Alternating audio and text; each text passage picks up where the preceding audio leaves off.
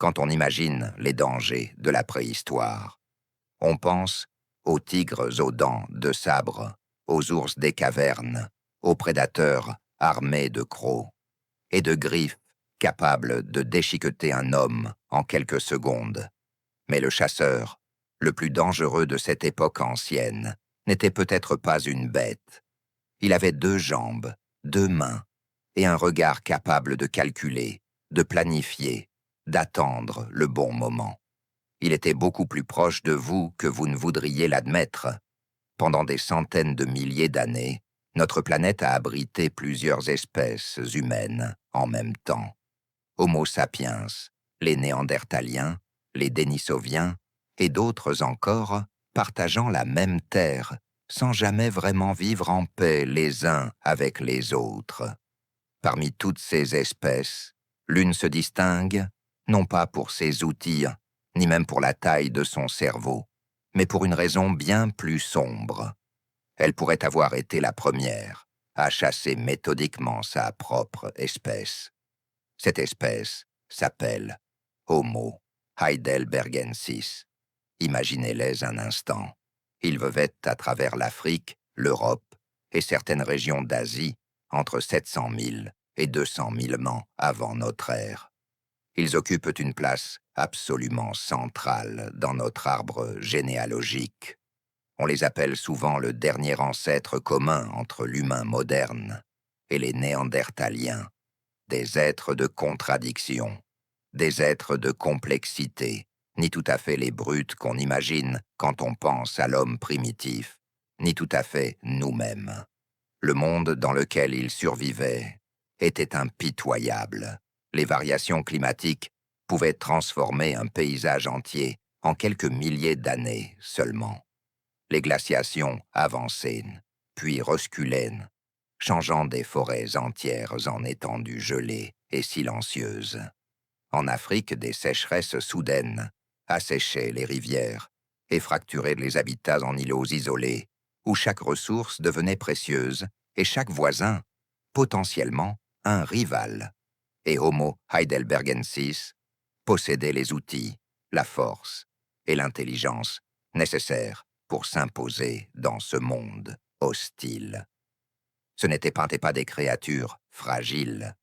Bâtis presque comme des forteresses vivantes, ils mesuraient une taille comparable à la nôtre, mais avec des os plus lourds, des épaules plus larges, une musculature pensée pour l'endurance et la puissance brute.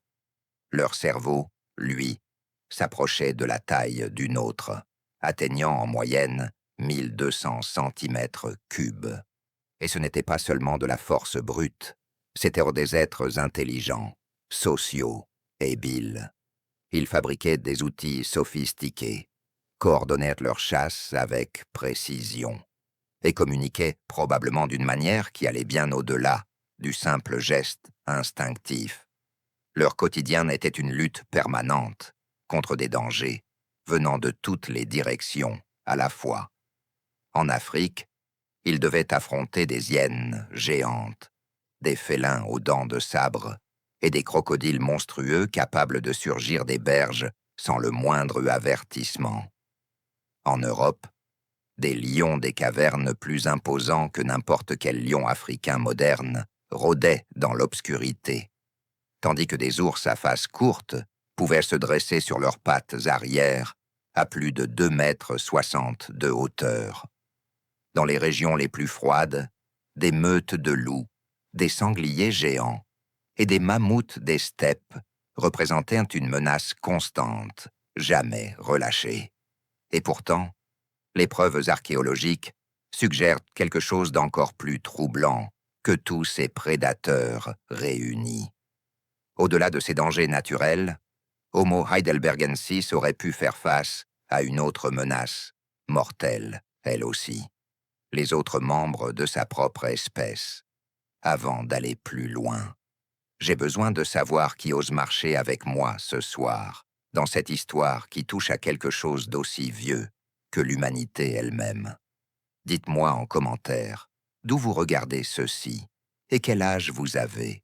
Je veux savoir qui accepte de regarder en face cette part de notre passé qu'on préfère. d'habitude, gardé dans l'ombre. Et si vous sentez déjà, dans le creux de votre poitrine, que cette histoire va vous tenir éveillé un peu plus longtemps que prévu, abonnez-vous maintenant, avant la suite, parce que ce que les ossements s'apprêtent à révéler ne ressemble à rien de ce qu'on vous a jamais raconté sur nos ancêtres. Sur plusieurs sites, en Europe comme en Afrique, un même schéma refuse de disparaître, peu importe combien de fois les chercheurs tentent de l'expliquer autrement. Des crânes portant des traces de traumatismes délibérés, des os soigneusement raclés de toute chair, des marques d'outils en pierre, placés à des endroits qui n'évoquent ni le rituel funéraire, ni l'accident, mais quelque chose de bien plus direct, la boucherie. Au début, ces découvertes semblaient isolées, de simples accidents d'une époque rude, peut-être le résultat désespéré de conditions climatiques extrêmes. Mais à mesure que les preuves se sont accumulées, site après site, une possibilité bien plus sombre a commencé à émerger des ténèbres du temps. Et si Homo heidelbergensis ne se contentait pas de défendre son territoire ou de se battre pour des ressources rares, et s'ils avaient non véritablement chassé d'autres êtres humains? Ce n'est pas un scénario de fiction post-apocalyptique. Ce sont des êtres pensants, capables de fabriquer des outils, de maîtriser le feu, qui auraient pu considérer les bandes rivales, non pas simplement comme une compétition pour les ressources, mais comme des proies. Si cela s'avère exact, les racines de la violence organisée s'enfoncent bien plus profondément dans notre passé évolutif que nous ne l'avons jamais imaginé. Les origines de la guerre ne se trouveraient peut-être pas dans la naissance de la civilisation, mais enfouies dans les sols anciens de l'Afrique et de l'Europe, au cœur même de ce qui nous rend humains. Et c'est précisément dans les montagnes d'Atapuerca, en Espagne, que repose l'un des sites les plus fascinants et les plus inquiétants, jamais découverts par les archéologues. Un lieu que l'on a fini par surnommer, dans toute son ironie macabre, la fosse aux ossements. Ce que cette grotte a livré aux chercheurs ne ressemble à aucune autre découverte de cette époque. Plus de 7000 fragments d'os humains, appartenant à au moins 28 individus différents, reposent encore aujourd'hui dans l'obscurité de cette cavité souterraine, vieille de plus de 430 000 ans. Et parmi tous ces ossements, un seul crâne, désigné simplement par un numéro, allait changer pour toujours notre compréhension de la violence humaine. Un crâne portant 2 fractures, presque identiques, infligées par le même objet, sous 2 angles différents. 2 coups, délibérés, mortels. Et la question qui vous attend, juste derrière ce mur d'obscurité, est celle-ci. Qui ou quoi a frappé ce coup le premier? Avant de répondre à cette question, il faut comprendre qui était réellement Homo heidelbergensis. Pas seulement une silhouette floue dans un manuel scolaire, mais un corps, une force, une capacité de prédation qui dépassait de loin tout ce que l'on imagine habituellement quand on pense à un ancêtre lointain. Imaginez-vous face à l'un d'entre eux. Un homme se dresse devant vous, à peu près de votre taille, environ 1,75 m, mais ce n'est pas sa hauteur qui vous frapperait, c'est sa carrure. Des os épais comme ceux d'un athlète professionnel poussé à l'extrême. Des attaches musculaires si développées qu'elles laissent encore, des centaines de milliers d'années plus tard, des cicatrices visibles sur l'os lui-même. Les femmes, plus petites, restaient malgré tout considérablement plus fortes que n'importe quelle femme moderne de taille équivalente.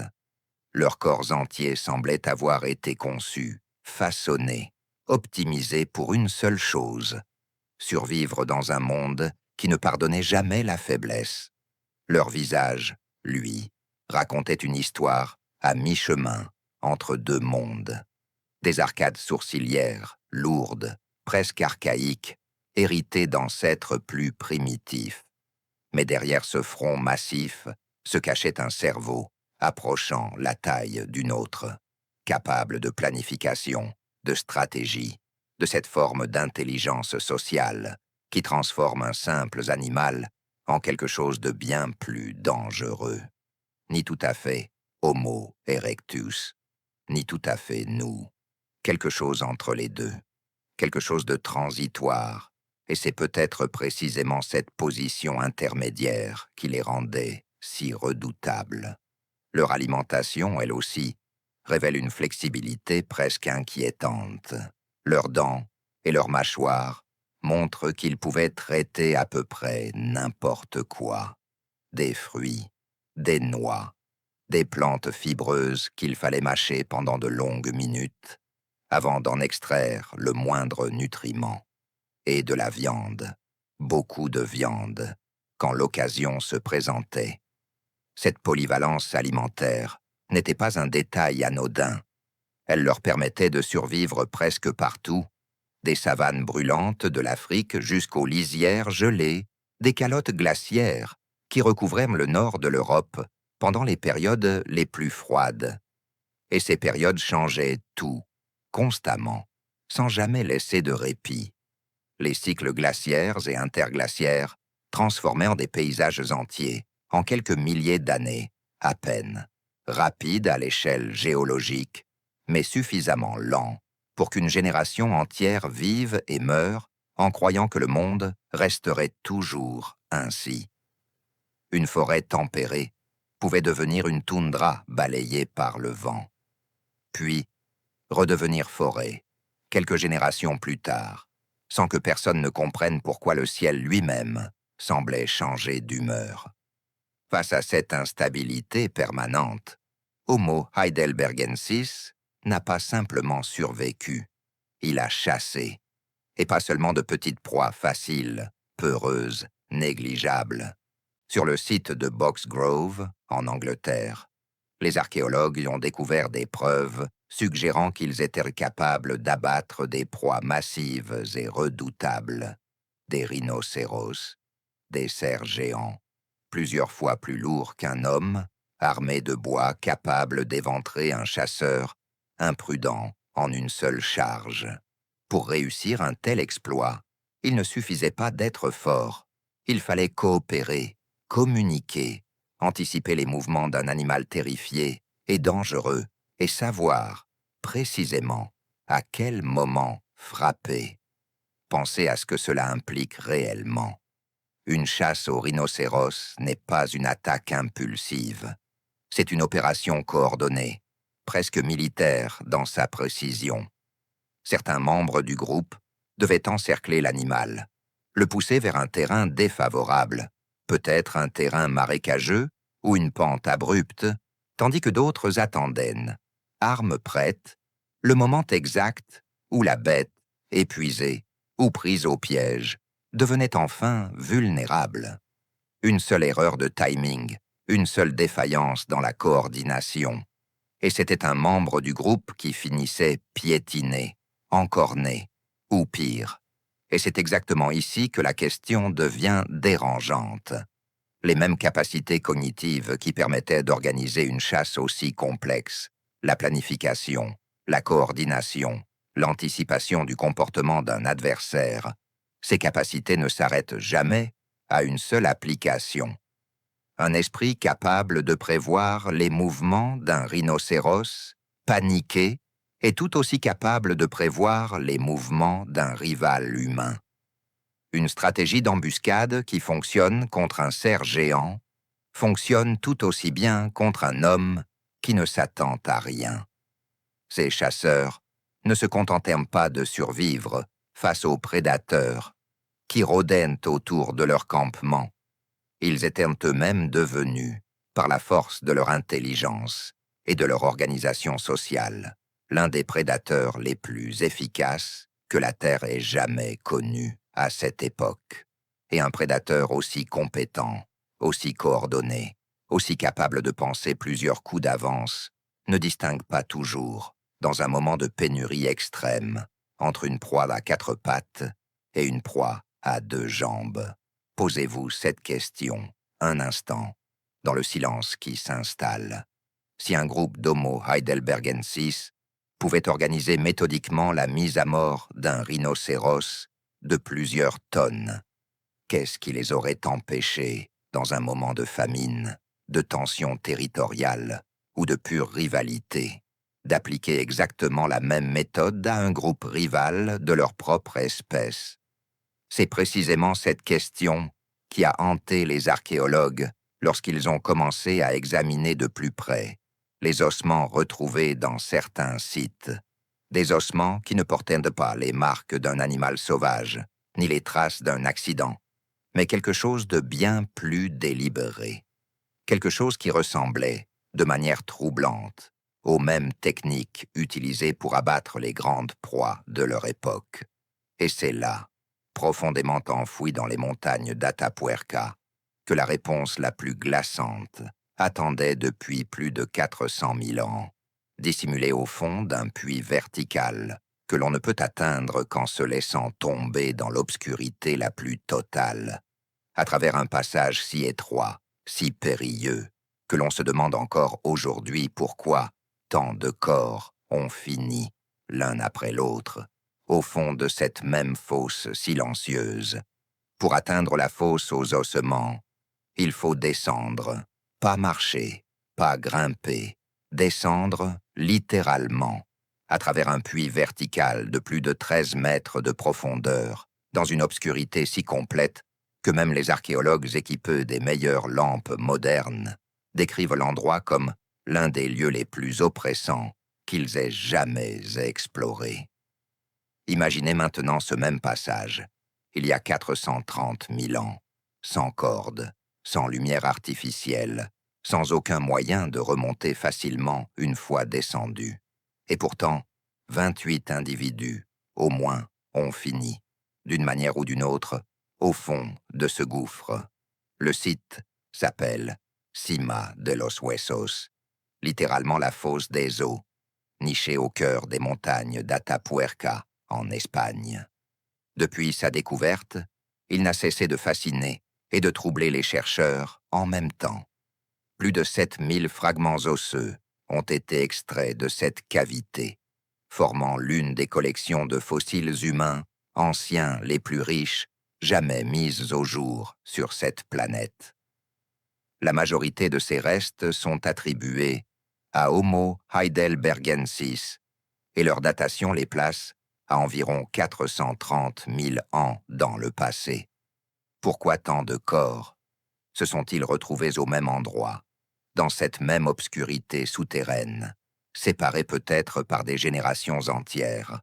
Cette question, à elle seule, a alimenté des décennies de débats scientifiques. Mais c'est un seul fragment, parmi les milliers retrouvés, qui allait transformer cette interrogation en une véritable scène de crime préhistorique. Les chercheurs l'ont appelé simplement crâne 17. Ce qui rend ce fragment si particulier, ce n'est pas sa taille, ni son état de conservation remarquable pour un âge aussi avancé. C'est ce qu'il révèle, gravé directement dans l'os frontal.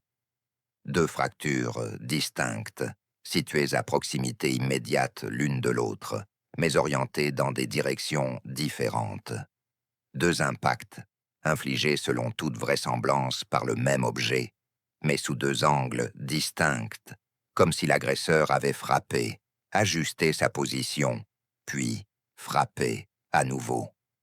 Les spécialistes qui ont étudié ce crâne avec une précision presque chirurgicale sont arrivés à une conclusion glaçante. Ces blessures n'ont pas pu résulter d'une simple chute, ni d'un accident de chasse, ni même d'une bagarre confuse où les coups se distribuent au hasard. La forme des fractures, leur taille presque identique, et surtout leur orientation différente, suggèrent un face-à-face délibéré. Un affrontement où l'agresseur se trouvait directement devant sa victime, frappant une première fois, puis ajustant son geste pour frapper une seconde fois, sur un individu déjà mortellement blessé. Réfléchissez à ce que cela implique réellement. Le premier coup, selon les analyses, aurait probablement suffi à provoquer la mort, ou du moins une incapacité totale, et pourtant, un second coup a suivi. Pas un geste de défense désespéré, pas une riposte improvisée dans le chaos d'un combat. Un second coup, porté avec la même arme, sur un corps qui ne représentait déjà plus aucune menace. Cela ne ressemble pas à de la légitime défense. Cela ressemble à une volonté de tuer, poussée au-delà de la simple nécessité, comme si l'objectif n'était pas seulement d'arrêter un adversaire, mais de s'assurer, avec une certitude absolue, qu'il ne se relèverait jamais.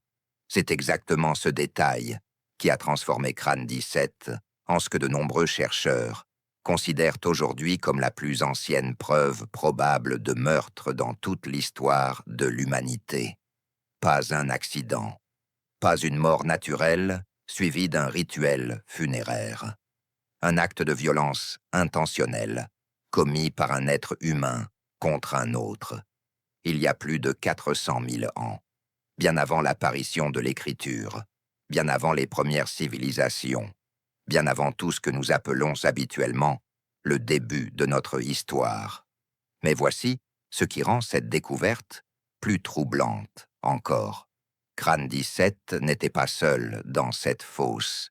Il reposait parmi 27 autres individus, hommes, femmes et même des enfants, tous accumulés au fond de ce même puits, à travers ce même passage étroit et périlleux. Comment tant de corps ont-ils pu se retrouver au même endroit, dans une cavité aussi difficile d'accès, sans qu'aucun mécanisme naturel évident ne puisse l'expliquer? Certains chercheurs ont d'abord envisagé une explication simple. Peut-être ces individus étaient-ils tombés accidentellement dans le puits, l'un après l'autre, au fil des générations, attirés peut-être par un animal blessé qu'ils auraient suivi dans l'obscurité. Mais cette théorie s'effondre rapidement face à un détail essentiel. Aucun outil de pierre n'a été retrouvé en quantité significative dans cette fosse, à l'exception d'une seule pièce remarquablement travaillée que les archéologues ont surnommée, avec une certaine ironie poétique, Excalibur. Si ces corps étaient simplement tombés là, par accident, en pleine activité quotidienne, pourquoi si peu d'objets personnels les auraient-ils accompagnés dans leur chute? L'explication la plus largement acceptée aujourd'hui est bien plus dérangeante et bien plus fascinante à la fois. Ces corps n'auraient pas chuté par accident. Ils auraient été déposés intentionnellement, jetés ou descendus à travers ce passage vertical, dans ce qui pourrait représenter l'une des plus anciennes formes connues de pratiques funéraires dans l'histoire humaine. Un geste qui suggère quelque chose d'extraordinaire pour une espèce que l'on imagine encore trop souvent comme purement instinctive, une conscience de la mort, un besoin, peut-être, de séparer les morts des vivants, de leur offrir un lieu différent, sacré à sa manière, loin du quotidien du campement. Et c'est exactement ici que la contradiction devient presque impossible à ignorer. Si ces êtres possédaient déjà une forme de conscience funéraire, une capacité à honorer leur mort d'une manière qui dépasse le simple abandon, alors comment expliquer la présence, parmi ces mêmes ossements honorés, d'un crâne portant les marques évidentes d'un meurtre délibéré? Auraient-ils pris soin d'enterrer rituellement l'un des leurs, tout en sachant, peut-être même en acceptant collectivement, qu'il avait été tué intentionnellement par un autre membre du groupe? Cette question ouvre une porte vers quelque chose que l'on associe rarement à une espèce aussi ancienne, la possibilité d'une justice primitive, d'une exécution, peut-être, sanctionnée par le groupe lui-même, contre un individu ayant violé une règle que nous ne pourrons jamais connaître avec certitude. Un vol de nourriture, une trahison, une agression envers un autre membre vulnérable du groupe, ou peut-être simplement le résultat d'une rivalité personnelle qui a dégénéré jusqu'à son point de non-retour, suivi d'un geste de respect funéraire malgré tout, comme si la mort, même violente, méritait encore une forme de dignité. Nous ne saurons probablement jamais la vérité exacte derrière ce crâne unique, séparé de nous par plus de 16 000 générations humaines. Mais ce que Crâne 17 nous révèle, avec une certitude que peu de découvertes archéologiques peuvent revendiquer, c'est que la violence intentionnelle entre membres d'une même espèce humaine ne date pas de l'invention de l'agriculture, ni de la naissance des premières villes, ni même de l'apparition de l'Homo sapiens. Elle existait déjà, profondément enracinée, chez nos ancêtres les plus lointains, à une époque où le monde entier ne comptait peut-être que quelques milliers d'individus de cette espèce, dispersés à travers l'Afrique et l'Europe. Et si cette violence existait déjà ici, dans cette fosse obscure d'Espagne, une question bien plus large commence à se former dans l'obscurité de cette nuit. Cranium 17 n'était-il qu'un cas isolé, le résultat d'un conflit personnel poussé trop loin?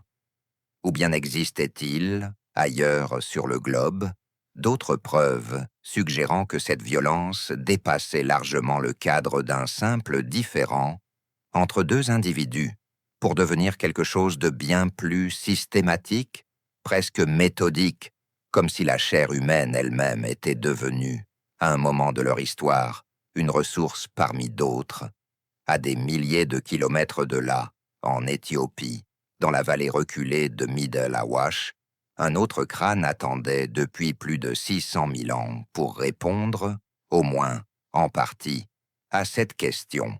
Ce crâne, les chercheurs l'ont découvert en 1976, dans les sédiments asséchés de la vallée du Middle Awash. On l'appelle simplement le crâne de Bodo, du nom du site où il a émergé, après plus de 600 000 ans d'enfouissement silencieux. Et tout comme Crâne 17 avant lui, ce fossile, lui aussi, attribué à Homo heidelbergensis, allait révéler quelque chose que personne ne s'attendait à trouver gravé dans un os aussi ancien. Quand les chercheurs ont examiné la surface de ce crâne sous des grossissements puissants, ils ont découvert un réseau de marques fines, précises, indiscutablement laissées par des outils de pierre. Pas des fissures accidentelles, pas des traces d'érosion naturelle accumulées au fil des millénaires. Des incisions délibérées, concentrées presque exclusivement autour des zones où les muscles s'attachaient autrefois à l'os, les zygomatiques, la mâchoire, les points précis, où la chair adhère le plus fermement au squelette. Cette concentration n'est pas un hasard. Pour quiconque a déjà observé un travail de boucherie, même sur un simple animal, ces marques racontent une histoire d'une clarté presque dérangeante. Quelqu'un, à l'aide d'un outil tranchant en pierre, a délibérément retiré la chair de ce visage peu de temps après la mort de cet individu, avec une précision qui suggère non pas un geste improvisé, mais une technique maîtrisée, presque méthodique. Mais voilà où l'histoire devient bien plus complexe que ce qu'elle semble être à première vue. Retirer la chair d'un crâne ne signifie pas automatiquement que cette chair a été consommée. Les chercheurs se retrouvent face à deux possibilités qui s'opposent, sans qu'aucune preuve définitive ne permette de trancher entre les deux. La première suggère un rituel funéraire, une forme primitive de traitement post-mortem, où l'on prépare le corps d'un être cher avant un enterrement, ou une autre forme de cérémonie. La seconde, bien plus sombre, évoque un acte de cannibalisme, où la chair humaine elle-même serait devenue, à un moment donné, une source de nourriture parmi d'autres. Le problème, c'est que le reste du squelette de cet individu n'a jamais été retrouvé. Seul le crâne a survécu jusqu'à nous, isolé de tout contexte qui aurait pu nous éclairer davantage. Était-ce un membre respecté du groupe, honoré après sa mort par un rituel que nous ne comprenons plus? Ou était-ce un rival vaincu, dont la chair a été consommée comme acte de domination, ou simplement comme réponse désespérée à une période de famine extrême? L'os, aussi parlant soit-il, garde malgré tout ses silences. Et le crâne de Bodo n'est pas un cas isolé. Plus on creuse, littéralement et au sens propre, plus le schéma semble se répéter, encore et encore, à travers des continents et des millénaires différents. Au nord du Kenya, les archéologues ont mis au jour un tibia humain vieux d'1 450 000 ans, bien plus ancien encore que le crâne de Bodo ou que les ossements de la fosse espagnole. Et sur cet os, ancien, les mêmes marques caractéristiques apparaissent. Des incisions cohérentes avec un retrait délibéré de chair, à un moment où Homo heidelbergensis n'existait peut-être même pas encore en tant qu'espèce distincte, suggérant que ce comportement, quel qu'en soit le motif exact, remonte bien plus loin dans notre lignée que ce que l'on pensait initialement. Certains chercheurs ont tenté d'apporter une réponse purement nutritionnelle à cette énigme. Des études ont calculé la valeur calorique approximative du corps humain en comparaison avec celle des grands animaux que ces mêmes populations chassaient régulièrement. Et les résultats sont, d'une certaine manière, surprenants. La chair humaine, bien qu'elle fournisse effectivement des protéines et des graisses, offre une quantité d'énergie nettement inférieure à celle d'un mammouth ou d'un bison abattu lors d'une chasse collective. Si la survie pure et simple était l'unique motivation derrière ces actes, le rendement énergétique semble étonnamment faible par rapport au risque et à l'effort nécessaires pour s'attaquer à un être humain plutôt qu'à un animal plus massif. Cette observation a poussé certains chercheurs vers une hypothèse plus troublante encore. Peut-être que ces actes n'avaient jamais été motivés par la simple faim. Peut-être s'agissait-il de pouvoir, de peur, d'une façon peut-être d'éliminer un rival de manière si totale qu'il ne reste plus rien de lui, ni dans ce monde, ni dans la mémoire du groupe vainqueur. Et c'est précisément ce site qui, parmi tous les autres, fournit les preuves les plus solides en faveur de cette interprétation la plus sombre. À Grandolina, en Espagne, non loin même des montagnes d'Atapuerca, où repose la fosse aux ossements, les archéologues ont découvert des restes humains datant d'environ 800 000 ans. Et ce qui rend ce site particulièrement glaçant, c'est la comparaison directe rendue possible par le contexte de la découverte. Les ossements humains retrouvés à Grandolina portent exactement les mêmes types de marques de boucherie que les ossements d'animaux retrouvés au même endroit, dans les mêmes couches géologiques, traités selon les mêmes méthodes. Pas de distinction, pas de traitement différent qui suggérerait un quelconque respect particulier accordé aux restes humains par rapport aux restes animaux. Les mêmes techniques de découpe, appliquées avec la même efficacité froide, sur des proies à quatre pattes et sur des êtres qui, quelques heures ou quelques jours plus tôt, marchaient peut-être encore sur deux jambes, parlaient peut-être encore un langage primitif, partageaient peut-être encore un feu de camp avec leurs propres semblables. Si l'on examine attentivement chacune de ces découvertes séparément, on pourrait être tenté de les considérer comme des incidents isolés, des exceptions tragiques dans un contexte plus large de coopération et de survie pacifique. Mais lorsqu'on les assemble, lorsqu'on les place côte à côte sur une carte qui s'étend de l'Afrique de l'Est jusqu'au cœur de l'Espagne, en passant par des centaines de milliers d'années, un schéma bien plus large commence à émerger des ténèbres du passé. Un schéma qui suggère que la violence intergroupe, et peut-être même la consommation délibérée de chair humaine, n'est-elle pas des anomalies rares dans l'histoire de nos ancêtres, mais une réalité bien plus répandue, bien plus profondément ancrée dans leur quotidien que nous ne voulons généralement l'admettre. cela ne signifie pas pour autant que ces êtres n'étaient que des monstres dénués de toute compassion. Car au même moment, dans cette même fosse espagnole où repose le mystère de Crâne 17, d'autres ossements racontent une histoire radicalement différente.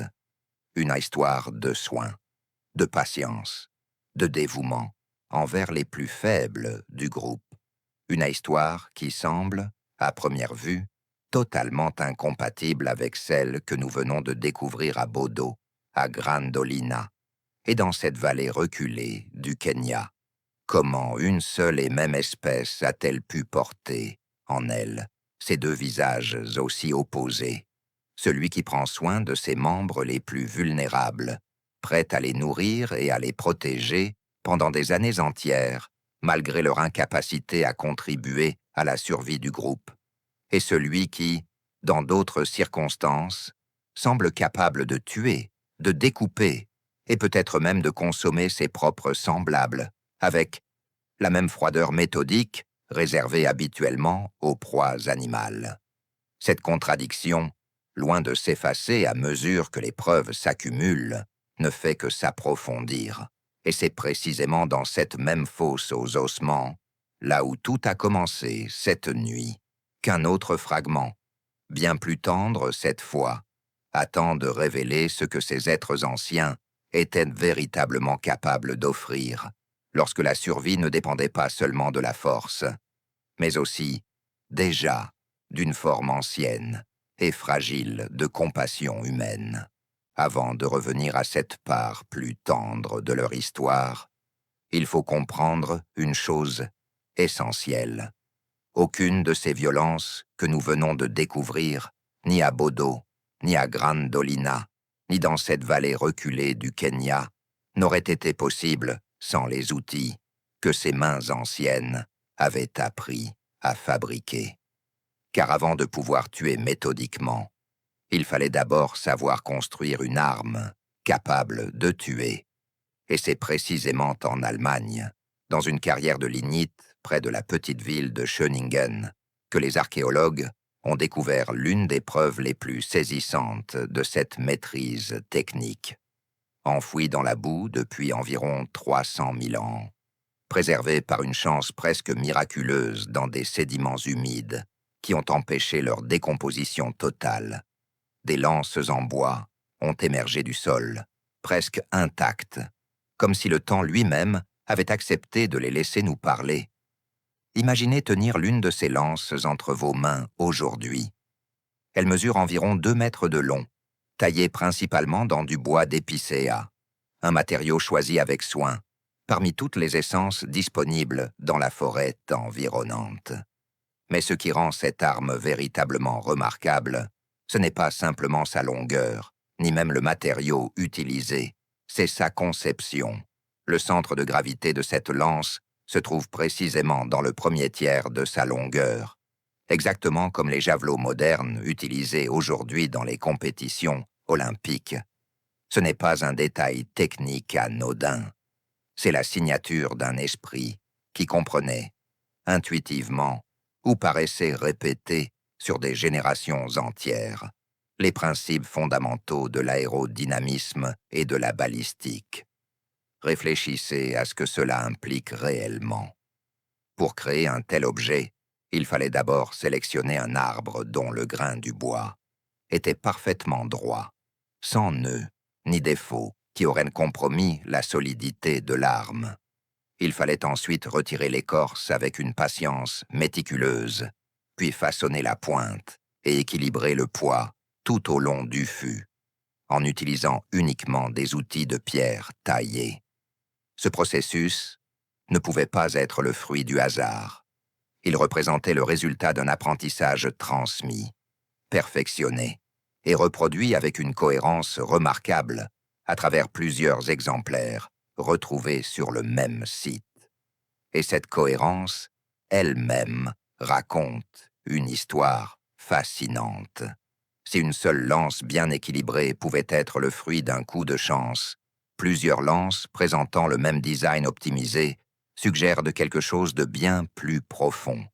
Une tradition, une technique transmise d'un individu à l'autre, d'une génération à la suivante, à travers l'observation, la démonstration, et probablement un langage suffisamment développé pour expliquer pourquoi telle proportion fonctionnait mieux qu'une autre. Ces lances n'étaient pas de simples bâtons taillés à la hâte. Elles étaient conçues spécifiquement pour être lancées, et non utilisées en combat rapproché. Cette distinction change absolument tout. Une arme de lancer permet de frapper une proie dangereuse, un cerf géant, un sanglier massif, sans jamais avoir à s'approcher suffisamment pour risquer une contre-attaque mortelle. Elle réduit le risque personnel tout en augmentant l'efficacité de la chasse. C'est exactement le type d'innovation qui transforme un groupe vulnérable en un groupe dominant au sein de son écosystème. Mais une lance, optimisée pour tuer un cerf à distance, fonctionne tout aussi efficacement contre un être humain. La portée qu'elle offre, la précision qu'elle permet, ne font aucune distinction entre les deux types de cibles. Et c'est précisément ce constat qui transforme cette découverte archéologique fascinante en quelque chose de bien plus inquiétant. Si Homo heidelbergensis possédait déjà, il y a 300 000 ans, la capacité technique de tuer à distance avec une précision quasi mortelle, alors la frontière entre la chasse et la guerre devient soudainement beaucoup plus fine que nous ne voudrions l'admettre. Et les lances de Schöningen ne sont pas une exception isolée dans le registre archéologique. En Éthiopie, sur des sites datant d'environ 279 000 ans, des chercheurs ont découvert des preuves encore plus sophistiquées, des pointes de pierre, soigneusement taillées, puis fixées à l'extrémité de hampes en bois à l'aide de résines naturelles et de liens végétaux. Cette innovation, antérieure même à l'apparition de l'Homo sapiens sur la scène évolutive, représente un bond cognitif considérable par rapport aux simples lances en bois massif. Pensez à tout ce que cette technique exigeait. Il fallait sélectionner une pierre dont la structure permettait une taille précise.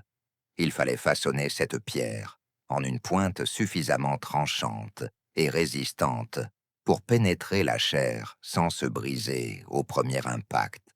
Il fallait ensuite préparer un adhésif naturel, probablement extrait de résines d'arbres ou de bitume naturel, et l'appliquer avec suffisamment de précision pour que la pointe reste fixée solidement, même lors d'un lancer violent ou d'un combat rapproché prolongé. Chacune de ces étapes nécessitait une planification que l'on associe habituellement à des esprits bien plus tardifs dans notre histoire évolutive.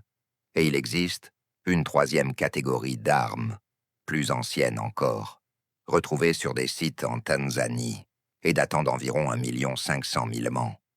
Des outils façonnés à partir d'os d'animaux massifs, des éléphants, des hippopotames, des géants dont les squelettes offraient une matière première, solide et durable.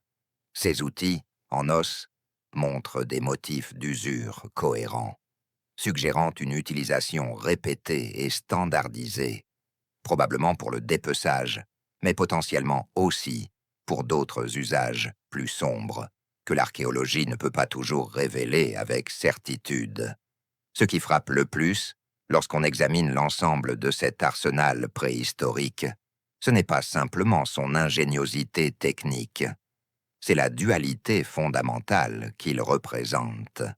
Chaque innovation, conçue pour assurer la survie du groupe face aux prédateurs naturels et pour garantir le succès d'une chasse difficile, portait également, en elle-même, le potentiel de devenir une arme contre d'autres êtres humains.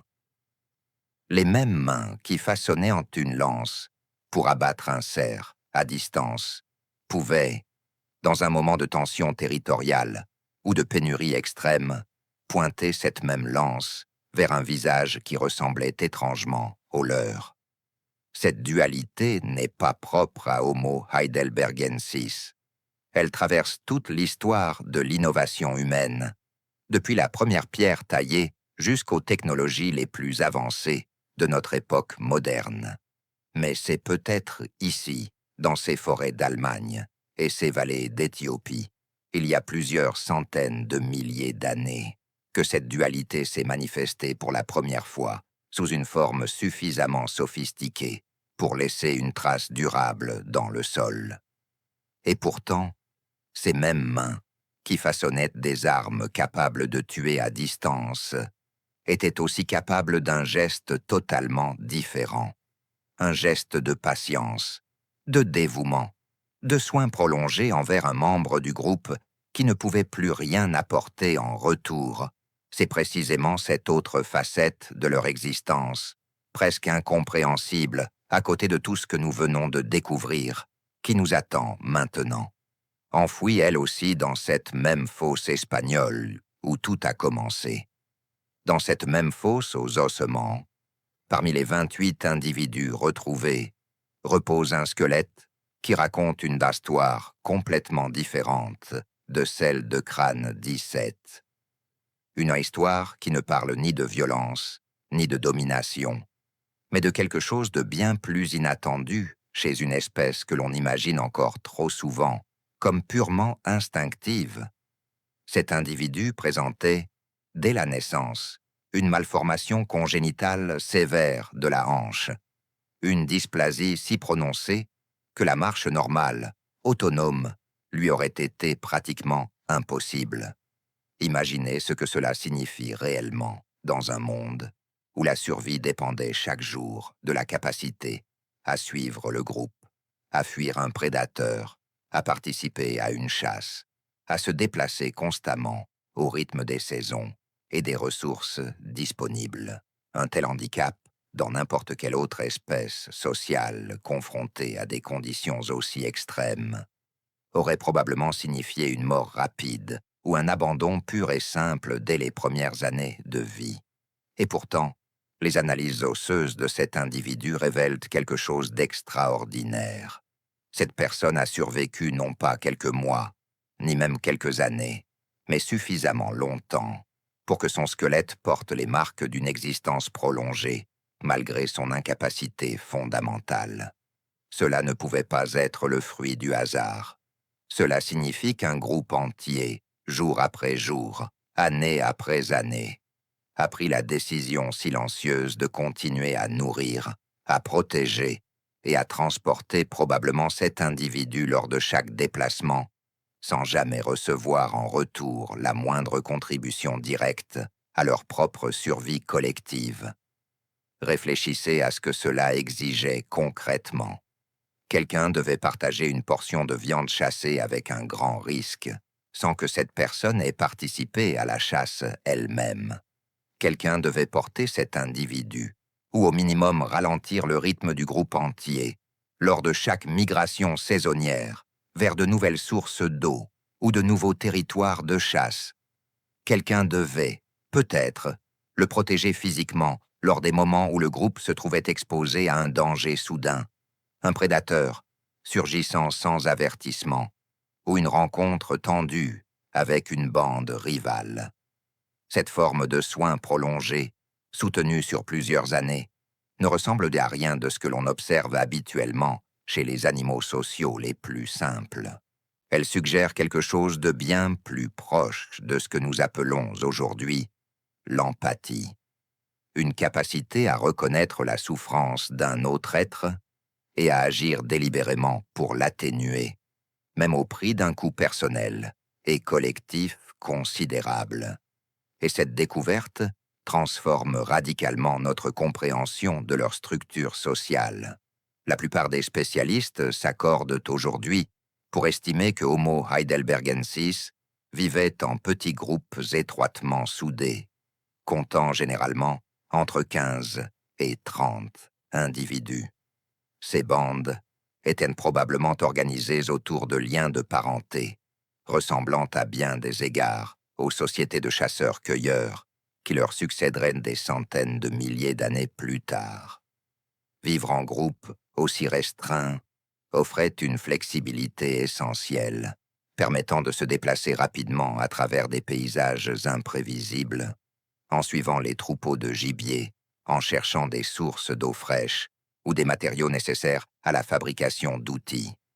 Certains sites archéologiques, notamment en Angleterre et en Allemagne, révèlent bien des traces d'occupation répétées au fil du temps, suggérant que certains lieux précis servaient de points de rassemblement récurrents pour l'activité du groupe, peut-être même des lieux de rencontre entre plusieurs bandes différentes, permettant l'échange d'outils, de partenaires et surtout de connaissances accumulées au fil des générations. Et cette capacité à transmettre des connaissances nous amène directement à une question fascinante. Possédent-ils un langage? Les analyses anatomiques de leur os hyoïde, cette petite structure qui soutient la base de la langue et permet l'articulation de sons complexes chez l'humain moderne, suggèrent qu'ils possédaient déjà la capacité physiologique nécessaire pour produire des vocalisations sophistiquées. Combinées à la taille de leur cerveau et à la complexité évidente de leur stratégie de chasse coordonnée, cette anatomie laisse penser qu'une forme primitive de langage, ou du moins de proto-langage, existait probablement déjà au sein de leur groupe. Imaginez à quel point une telle capacité aurait transformé leur quotidien, la coordination nécessaire pour encercler un rhinocéros, pour fabriquer collectivement des lances aux proportions identiques, pour transmettre la connaissance précise des sources d'eau saisonnière. Tout cela aurait été infiniment plus efficace avec un système de communication allant au-delà des simples gestes et expressions faciales. Un mot pour désigner le danger, un mot pour désigner la nourriture, un mot peut-être pour désigner celui qui avait besoin d'aide et celui qui était prêt à la lui offrir. Cette capacité de communication aurait également renforcé les liens sociaux au sein du groupe, à travers des activités quotidiennes que l'on associe encore aujourd'hui à la construction de relations profondes, le partage de nourriture après une chasse réussie, le toilettage mutuel, cette pratique que l'on observe encore chez nos cousins primates les plus proches, la garde collective des enfants, permettant à plusieurs adultes de se relayer pour surveiller et éduquer la jeune génération. Chacune de ces activités tissait, jour après jour, un réseau d'obligations mutuelles, d'alliances personnelles, et peut-être même de véritables amitiés qui dépassaient la simple nécessité de survie. Et c'est précisément ce tissu social complexe qui rend la survie de cet individu handicapé aussi révélatrice. Elle ne représente pas un acte isolé de générosité spontanée. Elle représente le résultat d'un système social suffisamment robuste pour intégrer, sur le long terme, un membre qui ne pouvait contribuer ni à la chasse, ni à la défense du groupe, ni même probablement à ses propres déplacements quotidiens. Un système où la valeur d'un individu ne se mesurait peut-être pas uniquement à sa capacité physique à produire de la nourriture ou à se défendre, mais aussi, déjà, à autre chose. Un lien affectif, une obligation morale primitive envers un membre de la famille élargie. Mais voici où l'histoire se complique de manière presque insupportable. Ce même site, cette même fosse aux ossements qui nous révèle cette capacité extraordinaire de compassion prolongée, est aussi le site où repose Crâne 17, avec ses 2 fractures délibérées, ces preuves indiscutables d'un meurtre commis par un membre de cette même espèce contre un autre. Comment réconcilier ces 2 découvertes, extraites du même sol, séparées peut-être par seulement quelques générations, voire par la durée d'une seule vie humaine? Cette contradiction n'est peut-être pas aussi inexplicable qu'elle le paraît à première vue, car ce que les recherches modernes sur les primates sociaux, y compris nos plus proches cousins les chimpanzés, révèlent sans cesse, c'est un schéma étrangement familier, une capacité presque illimitée de coopération de partage et de soin envers les membres de son propre groupe, combinés à une méfiance profonde, parfois une hostilité ouverte envers ceux qui se trouvent à l'extérieur de ce cercle de confiance. Le même individu capable de porter un compagnon handicapé pendant des années pourrait être, simultanément, capable de frapper sans hésitation un étranger perçu comme une menace ou un rival. Cette dualité, loin d'être une anomalie propre à Homo heidelbergensis, pourrait représenter quelque chose de bien plus fondamental, profondément enraciné dans l'évolution même de notre lignée. Une frontière invisible, mais absolument déterminante, entre ce que l'on pourrait appeler nous et eux. Une frontière qui détermine non seulement qui mérite protection et compassion, mais aussi, parfois, qui devient une cible légitime de violence. Et c'est précisément cette frontière, cette ligne invisible séparant l'empathie de la brutalité, qui nous attend maintenant pour révéler son fonctionnement le plus troublant. Car si Homo heidelbergensis pouvait soigner les siens avec une tendresse remarquable, les preuves archéologiques suggèrent également qu'il possédait déjà, peut-être, les premiers mécanismes d'une justice interne, une capacité à punir, à exécuter, et peut-être même à organiser une forme primitive de vengeance contre ceux qui, à l'intérieur même de leur propre groupe, avaient franchi une limite que personne n'avait le droit de franchir.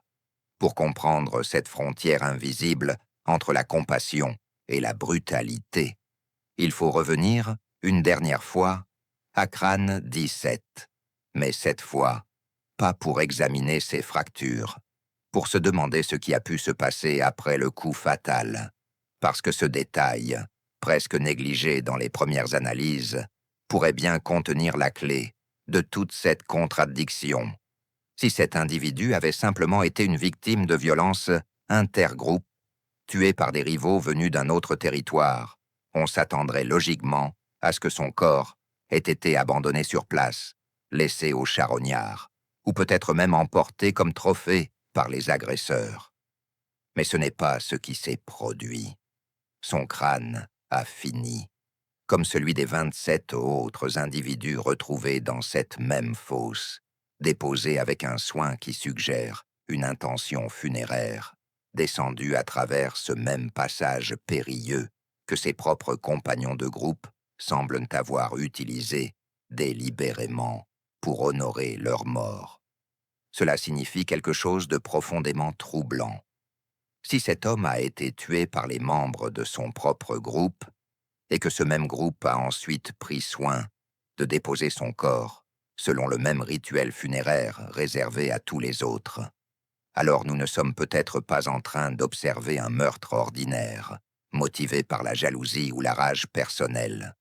Nous sommes peut-être en train d'observer quelque chose de bien plus structuré, une exécution, sanctionnée, peut-être même décidée, collectivement, par le groupe tout entier. Pensez à ce que cela implique pour notre compréhension de leur société. Une exécution suppose, presque par définition, l'existence préalable d'une règle, d'une limite que l'on ne pouvait pas franchir sans en payer le prix ultime. Peut-être cet homme avait-il volé une part de nourriture destinée à un membre plus vulnérable du groupe, peut-être avait-il agressé un enfant, ou peut-être avait-il trahi une alliance essentielle à la survie collective face à une bande rivale. Nous ne pourrons jamais connaître la nature exacte de cette transgression, mais l'existence même d'une réponse, aussi organisée, suivie d'un traitement funéraire respectueux malgré tout, suggère l'émergence d'une forme primitive de justice, pas une vengeance chaotique, un mécanisme social, structuré, accepté par l'ensemble du groupe comme une nécessité pour préserver l'ordre collectif. Et si une telle structure existait à l'intérieur du groupe, envers ses propres membres, que devient cette même structure lorsqu'elle se tourne vers l'extérieur, vers ceux qui n'appartiennent pas au cercle de confiance, qui ne partagent pas les mêmes liens de parenté, qui ne bénéficient d'aucune des obligations mutuelles qui protégeaient cet individu avec une dysplasie de la hanche pendant des années entières. C'est précisément ici que la frontière entre nous et eux devient absolument déterminante. Les preuves archéologiques suggèrent que les groupes d'Homo heidelbergensis occupaient des territoires relativement définis, particulièrement dans les régions riches en ressources, près des rivières où le gibier venait s'abreuver, ou près des gisements de pierre nécessaires à la fabrication de leurs outils les plus sophistiqués. Les sites présentant des traces d'occupation répétées sur de longues périodes suggèrent que certains groupes revendiquaient et défendaient probablement ces territoires précieux contre toute intrusion extérieure. Imaginez la scène. Une saison particulièrement aride réduit drastiquement les zones habitables. Plusieurs groupes, autrefois séparés par des distances suffisantes pour éviter tout contact direct, se retrouvent soudainement contraints de partager les mêmes points d'eau, les mêmes territoires de chasse rétrécis. La compétition pour des ressources devenues rares ne se résout pas toujours par la fuite ou l'évitement. Parfois, elle se résout par la confrontation directe. Et c'est exactement dans ce contexte que les armes que nous avons découvertes à Schöningen révèlent leur potentiel le plus inquiétant. Une lance conçue pour abattre un cerf à distance, sans jamais avoir à s'approcher suffisamment pour risquer une blessure mortelle, offre exactement le même avantage stratégique contre un rival humain. La capacité à frapper avant que l'adversaire ne puisse répondre. La capacité à éliminer une menace sans jamais s'exposer directement au danger d'un combat rapproché. Les schémas de traumatisme, observés sur plusieurs sites différents, concentrés principalement sur les os frontaux et pariétaux, ces zones les plus exposées lors d'un affrontement direct, sont cohérents avec des coups portés à l'aide d'armes contondantes, probablement des outils de pierre ou des bâtons utilisés comme massues improvisées. Et un détail particulièrement révélateur attire l'attention des chercheurs. Ces blessures n'apparaissent pas uniquement sur des squelettes d'hommes adultes, ceux que l'on associerait naturellement à des combats entre chasseurs rivaux. Elles apparaissent également sur des femmes et même sur des individus plus jeunes. Cette répartition change radicalement notre compréhension de la nature de cette violence. Un combat isolé entre deux chasseurs rivaux, motivés par une compétition personnelle ou territoriale, n'expliquerait pas pourquoi des femmes et des enfants présentent les mêmes types de blessures mortelles, mais des raids intergroupes, des attaques organisées visant à éliminer ou à affaiblir un groupe rival dans son intégralité, expliquent parfaitement ce schéma. Cela suggère quelque chose de bien plus systématique qu'une simple bagarre spontanée. Cela suggère une stratégie délibérée visant non pas un individu en particulier, mais l'ensemble d'une communauté perçue comme une menace ou comme un obstacle à l'accès à des ressources vitales. Réfléchissez maintenant à ce que cela révèle sur leur capacité cognitive à catégoriser le monde qui les entourait.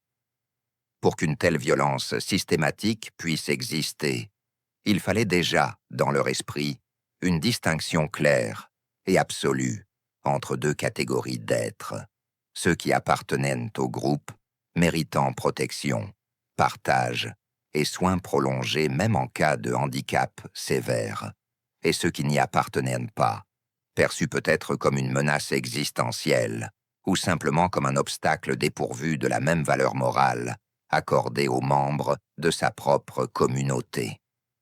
Cette capacité à diviser le monde entre un nous protégé et un eux menaçant n'est pas propre à Homo heidelbergensis. Elle traverse, de manière troublante, toute l'histoire de l'humanité jusqu'à aujourd'hui.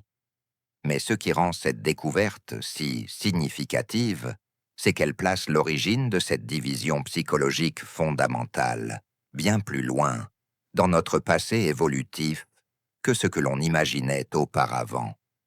Pas à l'aube de l'agriculture, ni à la naissance des premières cités fortifiées que nous avons explorées dans une autre histoire, mais ici, dans ces forêts et ces savanes, parcourues par des bandes de 15 à 30 individus, il y a plus de 400 000 ans. Et pourtant, malgré cette capacité indéniable à la violence organisée, rien ne suggère que ces groupes vivaient dans un état de guerre permanente et continue. Les anthropologues, qui étudient les sociétés de chasseurs-cueilleurs modernes, observent généralement un schéma bien plus nuancé. Des périodes de tension et de conflits ponctuels, alternant avec des périodes plus longues de coexistence pacifique, d'échanges commerciaux et même d'union entre membres de groupes différents pour maintenir une diversité génétique essentielle à la survie à long terme de chaque communauté.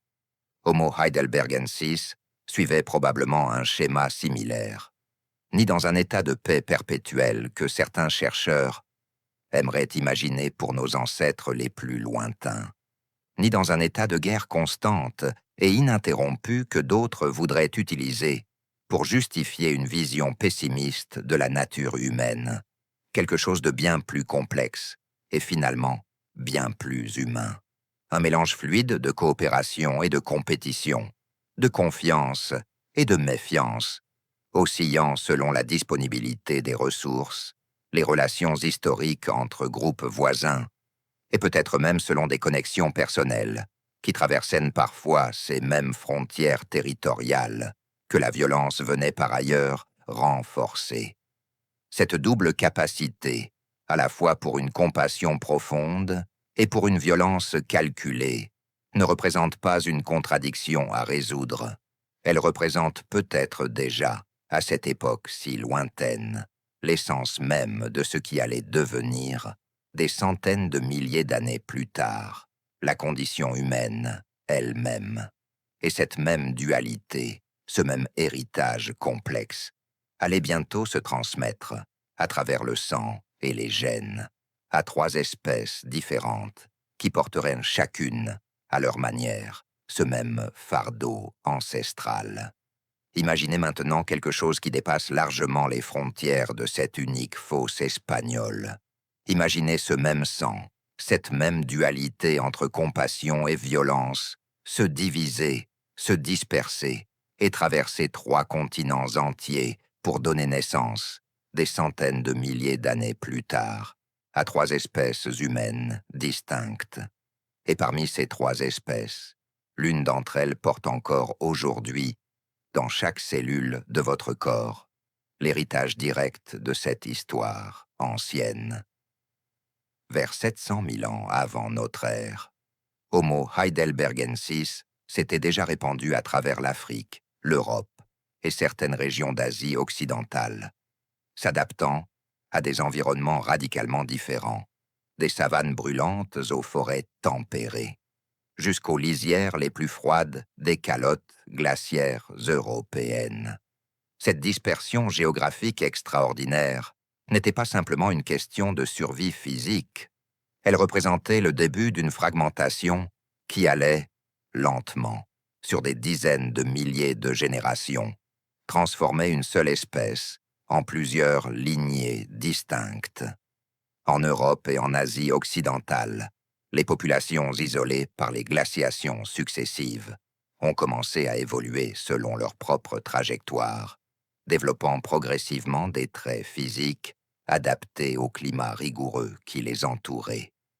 Ces populations allaient devenir, des centaines de milliers d'années plus tard, les Néandertaliens.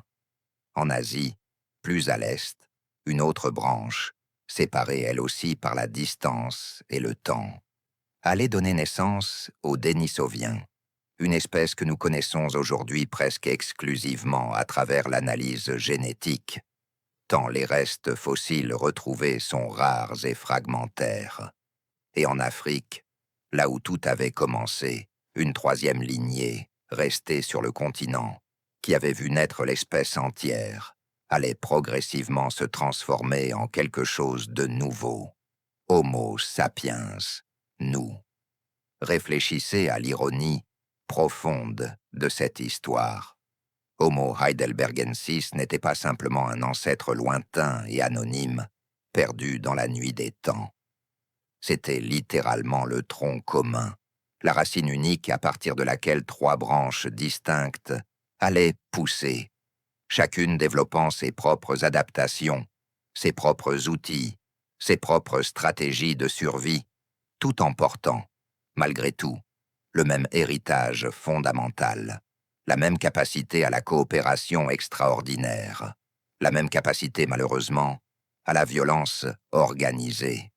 Et ce qui rend cette histoire encore plus fascinante, c'est que ces 3 branches, malgré des centaines de milliers d'années de séparation géographique et d'évolution indépendante, ne sont jamais véritablement devenues étrangères les unes aux autres.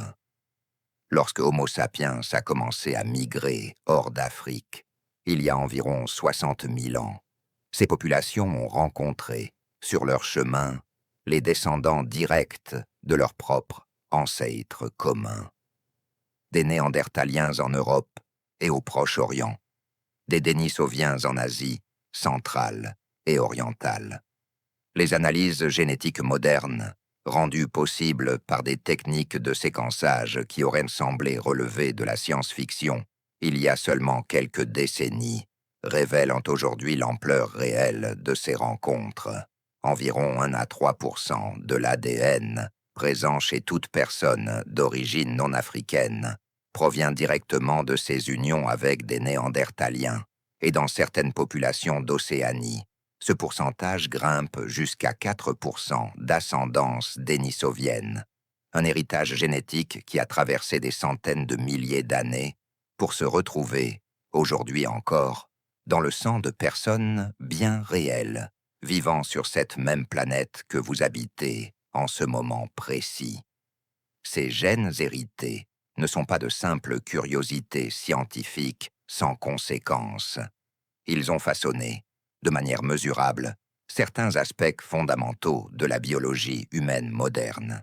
Des variants génétiques liés au système immunitaire, hérités directement de ses cousins disparus, continuent d'influencer notre capacité à combattre certaines infections aujourd'hui. D'autres variants affectent la pigmentation de la peau, le métabolisme et même, de manière particulièrement frappante, la capacité de certaines populations tibétaines modernes à survivre et à prospérer dans des conditions d'altitude extrême où l'oxygène se fait rare. Ce gène spécifique, transmis par les Dénisoviens il y a des dizaines de milliers d'années, continue de sauver des vies aujourd'hui sur les plateaux les plus élevés de notre planète. Mais voici où l'histoire prend un tournant que peu de récits évolutifs osent véritablement explorer. Si Homo heidelbergensis a donné naissance à ces 3 lignées distinctes, qu'est-il arrivé à l'espèce originelle elle-même? La réponse, lorsqu'on l'examine avec attention, révèle une ironie presque insoutenable. Homo heidelbergensis n'a pas simplement évolué progressivement et harmonieusement vers ces 3 nouvelles formes. À mesure que ces populations descendantes se sont développées, chacune mieux adaptée à son environnement spécifique, plus agile, plus coopérative, dotée d'un cerveau encore plus performant. Elles ont fini par entrer en compétition directe avec leur propre espèce ancestrale pour les mêmes ressources, les mêmes territoires, les mêmes points d'eau devenus de plus en plus rares à mesure que le climat continuait ses fluctuations dramatiques. Homo heidelbergensis s'est retrouvé confronté à ses propres descendants, des êtres plus performants dans presque tous les domaines qui comptaient pour la survie, plus rapides à innover, plus efficaces dans leur stratégie de chasse collective, plus sophistiqués dans leurs systèmes sociaux, et progressivement, sur des dizaines de milliers d'années, l'espèce originelle s'est retrouvée repoussée, marginalisée, jusqu'à finalement disparaître complètement du registre fossile, remplacée presque entièrement par les lignées mêmes qu'elle avait engendrées. Pensez à la portée symbolique de ce moment évolutif. Le chasseur qui avait peut-être été le premier de notre lignée à systématiquement traquer ses propres semblables s'est retrouvé, des centaines de milliers d'années plus tard, traqué à son tour par sa propre descendance. Le prédateur est devenu la proie, non pas à travers une violence directe et documentée, mais à travers ce processus plus lent et tout aussi implacable que représente la compétition évolutive pour des ressources limitées. Et c'est précisément cette même tension, cette même compétition, qui semble s'être répétée une fois encore, des centaines de milliers d'années plus tard, lorsque Homo sapiens a finalement rencontré les Néandertaliens et les Denisoviens sur leur propre territoire. L'interbreeding que révèlent nos analyses génétiques modernes ne raconte qu'une partie de cette histoire, car aux côtés de ces unions, de ces échanges génétiques qui ont enrichi notre propre patrimoine biologique, existait également une compétition féroce pour les mêmes ressources, les mêmes abris, les mêmes territoires de chasse. Vers 40 000 ans avant notre ère, Homo sapiens était devenu la seule espèce humaine survivante sur l'ensemble de la planète. Les Néandertaliens avaient disparu, les Denisoviens avaient disparu, et l'espèce ancestrale qui avait donné naissance à toutes ces lignées, Homo heidelbergensis lui-même, s'était éteinte des centaines de milliers d'années, plus tôt encore, victime peut-être de la même dynamique compétitive qu'elle avait elle-même contribué à créer. Vous portez aujourd'hui, dans votre propre corps, les fragments survivants de cette histoire entière. Pas seulement les gènes hérités des Néandertaliens ou des Denisoviens, mais quelque chose de plus profond encore. La structure même de votre cerveau, capable simultanément d'une empathie extraordinaire et d'une capacité froide à catégoriser certains êtres comme des menaces à éliminer. Cette dualité, cette tension permanente entre la coopération et le conflit ne représente pas une caractéristique propre à notre époque moderne, ni même propre à Homo sapiens. Elle remonte, directement, sans interruption, jusqu'à ce tronc commun qui marchait déjà sur cette planète il y a 700 000 ans, façonnant des lances équilibrées avec une précision remarquable, tout en portant, pendant des années entières, un compagnon incapable de marcher seul. Et cette même question, celle qui nous a accompagnés tout au long de cette histoire, refuse de disparaître, même après avoir traversé 3 espèces différentes et des centaines de milliers d'années d'évolution. La violence organisée entre groupes humains est-elle véritablement une invention récente, née avec l'agriculture et les premières cités fortifiées? Où ses racines s'enfoncent-elles bien plus profondément, jusque dans cette même fosse espagnole, jusque dans ces mêmes lances allemandes, jusque dans cette même dualité que portait déjà, il y a 700 000 ans, le tout premier chasseur capable de traquer méthodiquement ses propres semblables? Cette question, en réalité, divise profondément la communauté scientifique depuis des décennies, et les deux camps qui s'affrontent défendent des visions radicalement différentes de ce que signifie réellement être humain. D'un côté, certains chercheurs soutiennent que la violence organisée entre groupes, ce que l'on pourrait véritablement appeler la guerre, représente une invention relativement récente dans notre mère histoire évolutive, apparue seulement avec l'arrivée de l'agriculture et des communautés sédentaires, il y a environ 10 000 ans. Selon cette vision, les sociétés de chasseurs-cueilleurs auraient vécu dans un état globalement pacifique, où la violence se limitait à des incidents isolés, des disputes personnelles ponctuelles, plutôt qu'à des conflits systématiques et organisés entre groupes entiers. Dans cette perspective, ce ne serait pas notre nature profonde qui pousse à la guerre, mais plutôt les conditions particulières créées par la propriété, les territoires fixes et l'accumulation de richesses que nous avons explorées dans une autre histoire.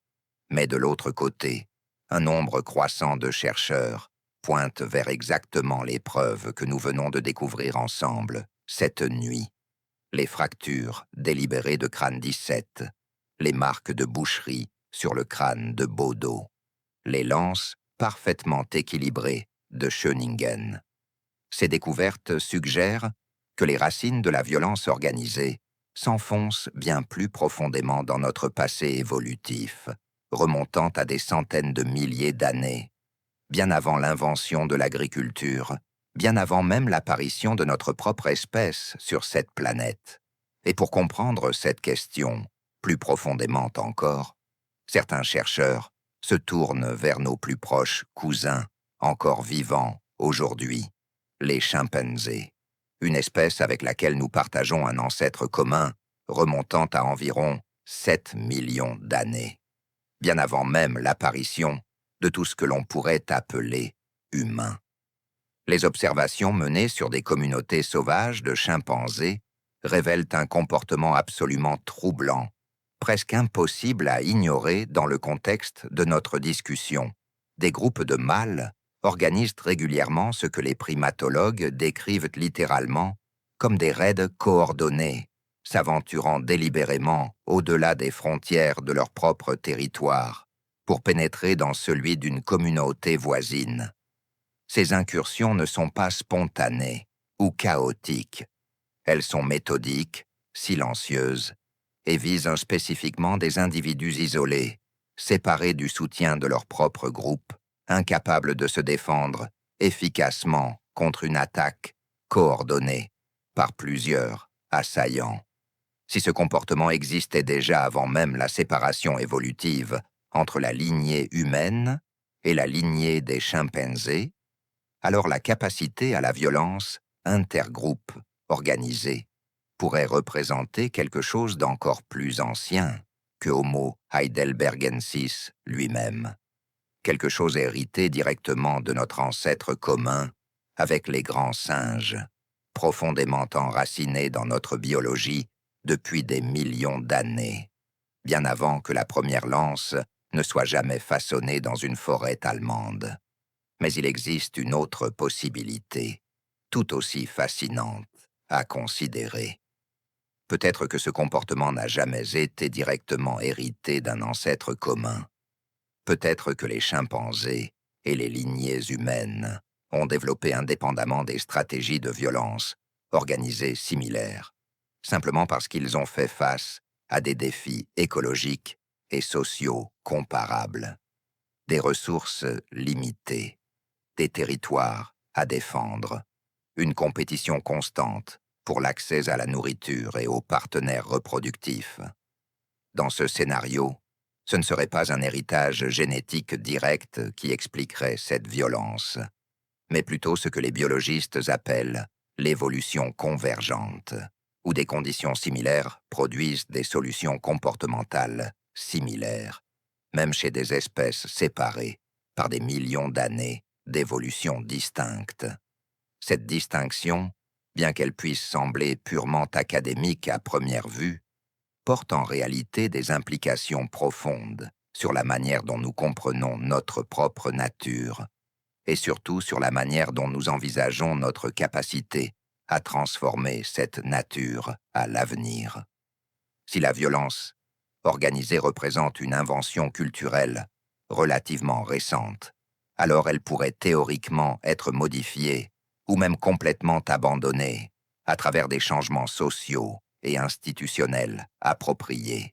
Mais si elle possède des racines évolutives aussi profondes, remontant à des millions d'années avant même l'apparition de l'humanité, alors le véritable défi ne consiste peut-être pas à éliminer complètement cette tendance, mais plutôt à apprendre à la canaliser vers des directions moins destructrices. Les preuves que nous avons explorées tout au long de cette histoire ne permettent pas de résoudre définitivement ce débat, mais elles ajoutent des pièces essentielles à ce puzzle complexe. La combinaison d'armes sophistiquées, de comportements territoriaux clairement établis et de traumatismes corporels cohérents avec une violence interpersonnelle délibérée suggère, au minimum, que la capacité cognitive et technique nécessaire pour organiser des conflits structurés existait déjà, de manière indiscutable, il y a plusieurs centaines de milliers d'années. Ce que les recherches anthropologiques menées sur les sociétés de chasseurs-cueilleurs contemporaines nous révèlent également, c'est que cette violence intergroupe ne se déclenche pas de manière aléatoire ou constante. Elle apparaît plus fréquemment dans des circonstances précises et identifiables. Lorsque les ressources deviennent rares ou imprévisibles, lorsque la densité de population augmente au-delà d'un certain seuil critique, lorsque les groupes deviennent plus sédentaires, développant des attachements territoriaux plus forts envers des zones spécifiques, et lorsque des distinctions claires existent déjà entre un nous protégé et un eux perçu comme une menace extérieure, le monde du Pléistocène moyen, celui que parcourait Homo heidelbergensis, comportait précisément ces conditions, à de nombreuses reprises au cours de son existence. Des périodes de stress climatique intense, lorsque les ressources se concentraient soudainement dans des zones beaucoup plus restreintes, augmentant inévitablement la densité de population dans les rares territoires encore habitables. Une compétition accrue entre des groupes voisins, contraints de partager des ressources autrefois suffisamment abondantes pour éviter tout conflit direct. Dans ces circonstances précises, la probabilité d'affrontements violents pour l'accès aux ressources aurait nécessairement augmenté, particulièrement si ces groupes y avaient déjà développé des attachements territoriaux forts envers des zones spécifiques riches en eau ou en gibier. Et les preuves d'occupation répétées sur certains sites archéologiques suggèrent précisément l'existence de tels attachements territoriaux à long terme. Mais nous devrions également résister à la tentation de projeter sur cette espèce ancienne un état de guerre perpétuelle et constante. Même dans les contextes modernes où la violence et intergroupe existent réellement, elle ne représente jamais un état permanent et ininterrompu.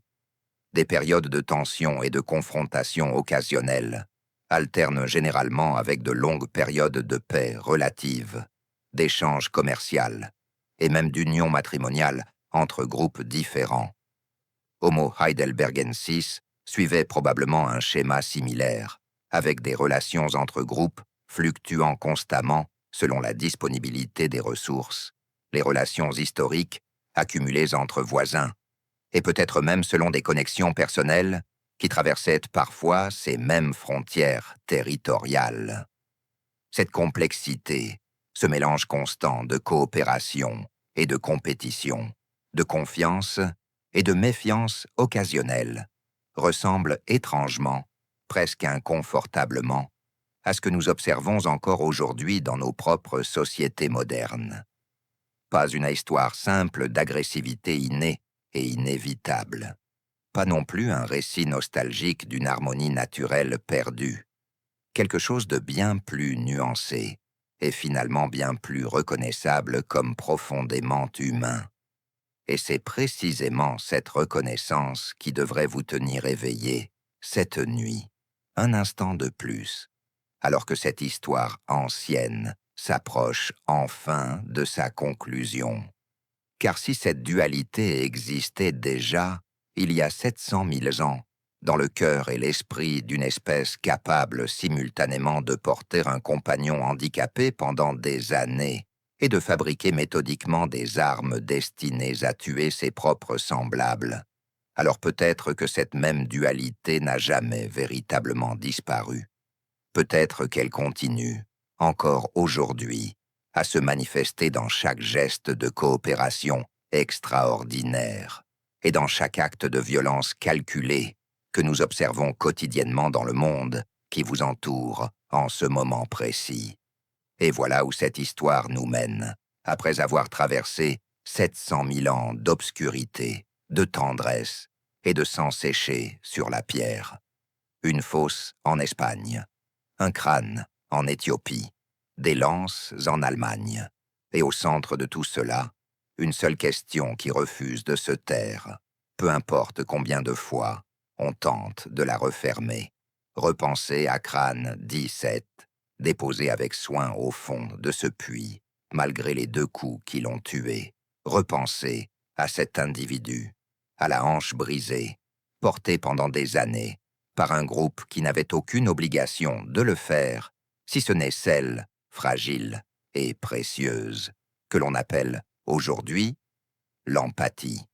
2 vérités, extraites du même sol, à quelques mètres l'une de l'autre, qui devraient s'exclure mutuellement, et qui pourtant coexistent sans la moindre contradiction apparente pour ceux qui les ont vécues.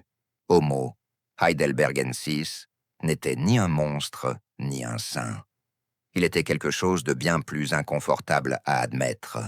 Il était nous, avant nous. Le même esprit capable de façonner une lance avec une précision aérodynamique digne d'un javelot moderne, était aussi capable de transformer cette même lance en instrument de mort contre un visage qui lui ressemblait.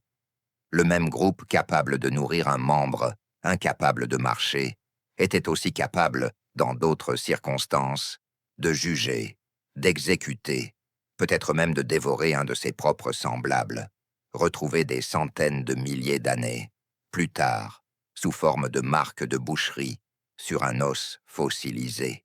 Et cette dualité ne s'est jamais arrêtée à eux. Elle a traversé chaque branche qui a poussé sur ce même tronc ancestral. Elle a voyagé avec les Néandertaliens dans les forêts glacées d'Europe, où l'on retrouve les mêmes traces de soins prolongés envers les blessés, et les mêmes traumatismes crâniens suggérant une violence délibérée. Elle allait la voyager avec les Dénisoviens, dans les hauteurs d'Asie centrale, dont nous ne connaissons presque rien, si ce n'est les fragments de leur ADN qui survivent encore aujourd'hui dans le sang de populations tibétaines capables de respirer un air que la plupart d'entre nous ne pourraient même pas supporter.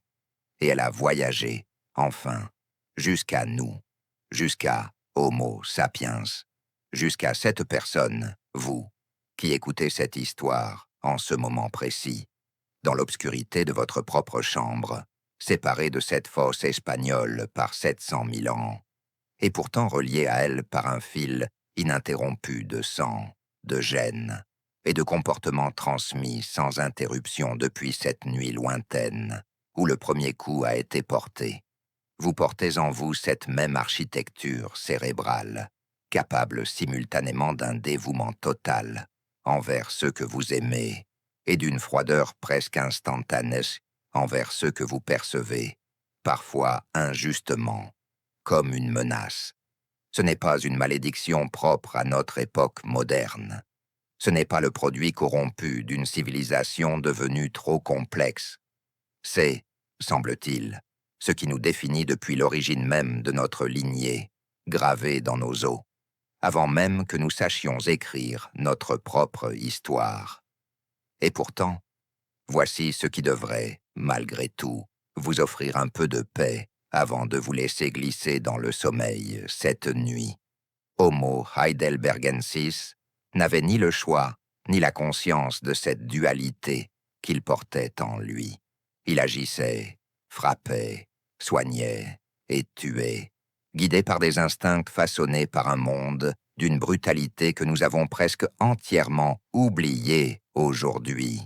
Nous, en revanche, possédons quelque chose qu'il n'a jamais eu la chance de posséder, la capacité de nous retourner 700 000 ans plus tard et de regarder cette dualité en face, de la nommer, de la comprendre, et peut-être, enfin, de choisir consciemment laquelle de ces 2 forces ancestrales nous laissons s'exprimer dans le monde que nous construisons chaque jour.